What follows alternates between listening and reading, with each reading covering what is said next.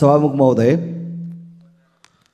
सरकारले नेपालको संविधानको धारा 17, 270, 274 को निरन्तर रूपमा उल्लङ्घन गरिराखेको छ।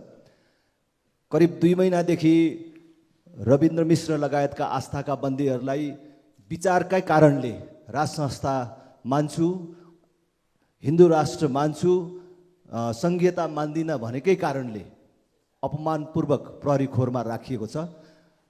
आज फेरि राष्ट्रिय प्रजातन्त्र पार्टी सम्बद्ध राष्ट्रिय प्रजातान्त्रिक युवा संगठनका केन्द्रीय अध्यक्षलाई साइबर ब्युरोले पक्राउ गरेको समाचार आएको छ।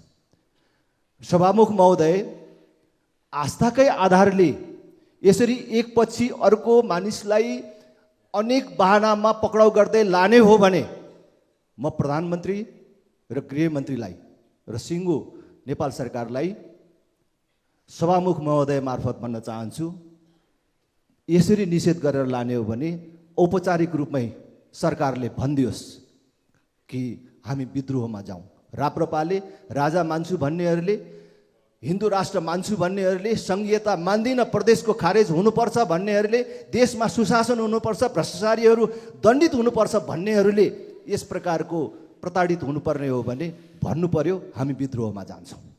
विद्रोहमा जाऊ भनेर भन्नु पर्यो, जङ्गल पस भनेर भन्नु पर्यो।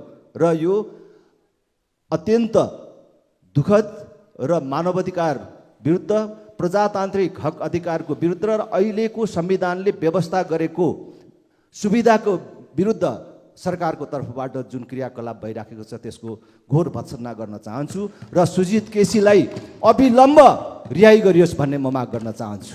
धन्यवाद।